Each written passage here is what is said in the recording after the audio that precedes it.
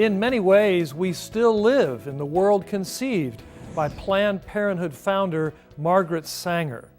To be sure, advances have been made in the battle to defend the lives of preborn babies in recent years. But abortion remains a seemingly indelible stain on our national character, a fact that is all too easily accepted and rationalized in the political sphere. At the end of 2017, some astonishing statistics were released by the National Centers for Disease Control. According to a CDC report covering a decade of data, today in New York City, the largest city in America, 1 out of every 3 babies is aborted. While the abortion rate declined some for African American women, the data showed that still well above 40% of all Black children are killed in the womb. Of course, all of this would delight Margaret Sanger.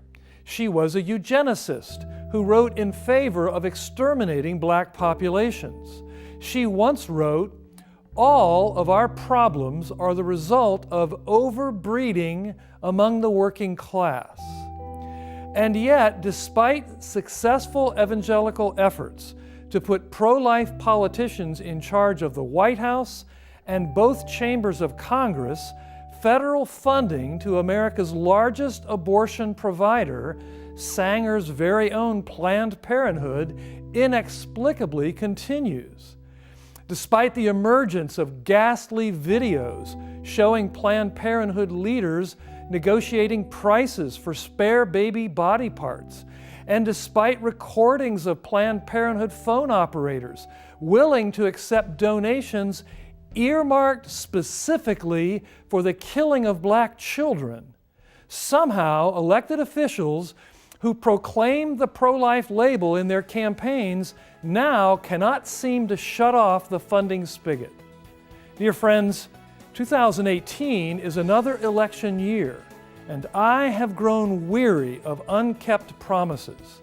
The Scripture calls us to rescue those being carried off to slaughter. If the current crop of leaders will not stand and defend the most vulnerable among us, it is time for us to look for others who will.